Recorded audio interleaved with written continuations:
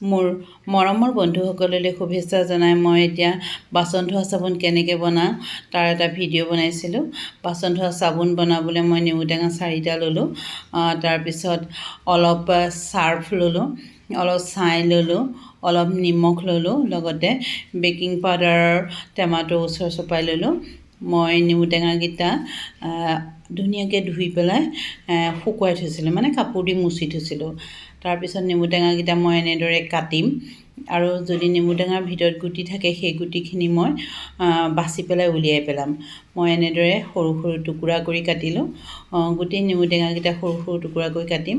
টুকুৰা টুকুৰি কাটিলে মানে কি হ'ব, প্ৰেছাৰটোত দি দিয়াৰ লগে লগে সোনকালে নেমু টেঙাখিনি সিজি যাব মানে। তাৰপিছত মই এনেদৰে লাহে লাহে মানে কাটিলোঁ, আৰু তাৰ মাজত যদি গুটি আছে সেই চাই গ'লোঁ, কাৰণ গুটিখিনি দিলে গুটিখিনিতো সিজি নাযাব, সেইকাৰণে গুটিখিনি নাই দিয়া। তাৰপিছত নেমু টেঙাখিনি কাটি মই এনেদৰে প্ৰেছাৰত বহাম।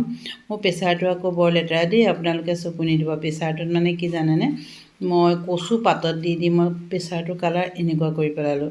এতিয়া মই তাত আধা কাপ পানী দিলোঁ প্ৰথমতে, তাৰপিছত চালোঁ দেখোন নেমু টেঙাখিনি ভালকৈ ভিজভিজীয়া হোৱা নাই। তাৰপিছত আৰু আধা কাপ দি দিলোঁ, মুঠতে মই 1 কাপ পানী দিলোঁ। তাৰপিছত দি পেলাই মই নেমু টেঙাখিনি প্ৰেছাৰ মাৰি গেছত সিজাম।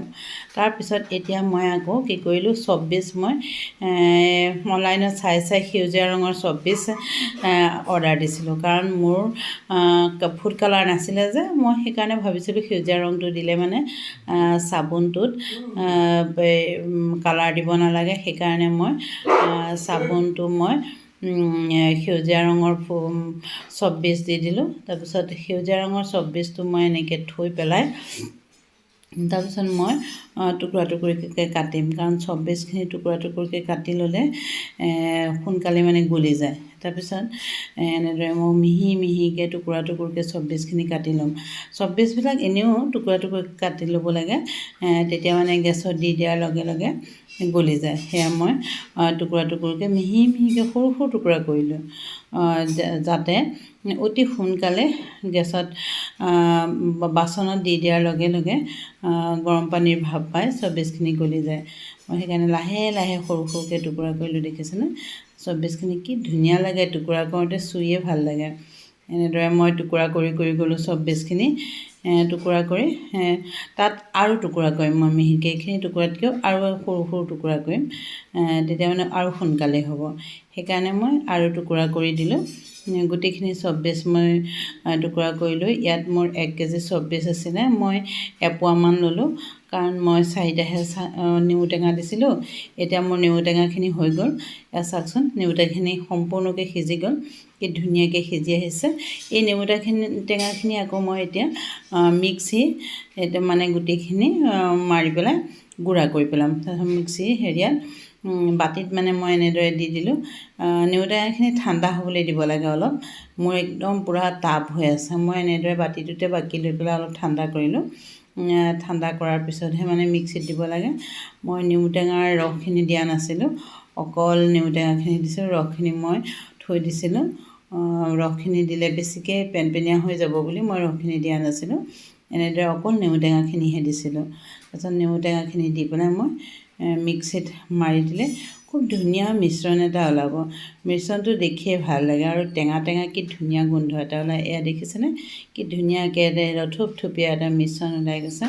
একে থুপথুপীয়া জেলিৰ নিচিনা এটা মিশ্ৰণ ওলাই গৈছে। হেতা দি উলিয়াই দিয়াৰ লগে লগে গোন্ধটো কি ধুনীয়াকৈ ওলাইছে। এতিয়া মই গেছত কেৰাহী এটাত পানী অলপ দি পানীখিনি উতলালোঁ। তাৰপিছত তাতে চৰিয়া এটা দি এই চব্বিছখিনি দি দিলোঁ। চব্বিছখিনি দি দিলে কি হয় মানে, এতিয়া চব্বিছখিনি গলি যাব। মোৰ পানীত আৰু এটুকুৰা পৰিলে, মই সেই টুকুৰা উঠাই ল'লোঁ। উঠাই লোৱাৰ পিছত এয়া চাওকচোন, চব্বিছখিনি কি ধুনীয়াকৈ গৰম পানীৰ ভাপ হৈ পেলাই, ভাপ লাগি পেলাই কি ধুনীয়াকৈ গলি গৈছে। হেতাখন দি মই মাত্ৰ লৰাইহে গ'লোঁ। লৰাই যোৱাৰ পিছত এইদৰে চব্বিছখিনি ধুনীয়াকৈ গলি গৈছে। একদম গোটেই চব্বিছখিনি গলি যোৱাতহে মই বেলেগ মিশ্ৰণখিনি তাত যোগ কৰিব পাৰিম। এতিয়া ইয়াত দেখিছেনে কি ধুনীয়াকৈ চব্বিছখিনি একদম পানীৰ নিচিনা হৈ গৈছে, পানীৰ নিচিনাকৈ এয়া দেখিছে কি ধুনীয়াকৈ টুকুৰা টুকুৰি নাই, ক'ৰবাত এটা এটা সৰু সৰু টুকুৰা আছে, সেইখিনিও মিলি যাব। এতিয়া মই ইয়াত ডাঙৰ এই হেতাখনৰ মই 2 চামুচ চাৰ্ফ দিম। চাৰ্ফ দি পেলাই মই ধুনীয়াকৈ চব্বিছখিনি ধুনীয়াকৈ ঘুটি দিম যে চাৰ্ফখিনি তাৰ লগত মিক্স হৈ যায়। ধুনীয়াকৈ মই ইয়াত ডাঙৰ হেতাখন দি মই ঘুটি দিলোঁ। অলপ ঘুটি থাকিলে চাৰ্ফখিনি ধুনীয়াকৈ মিক্স হৈ যায়।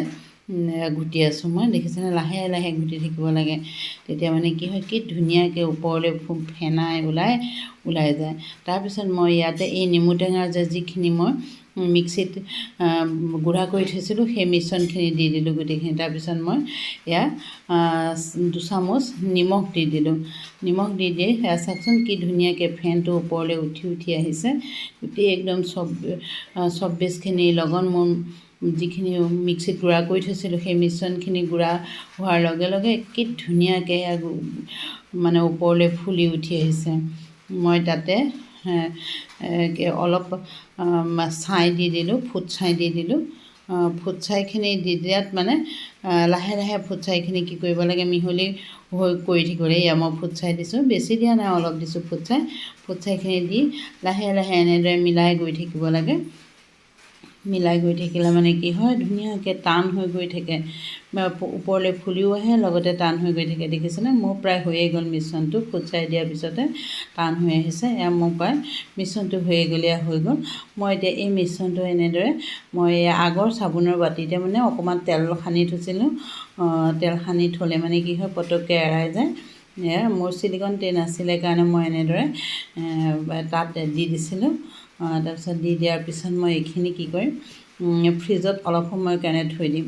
ফ্ৰিজত অলপ সময়ৰ কাৰণে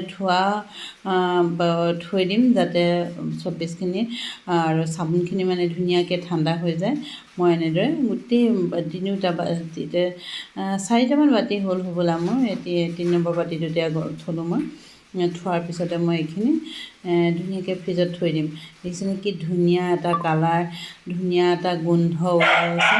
সেই গোন্ধটোৱে বহুত ভাল লাগে, কি ধুনীয়াকৈ এই কালাৰটো ওলাইছে, দেখিয়ে ভাল লাগিছে।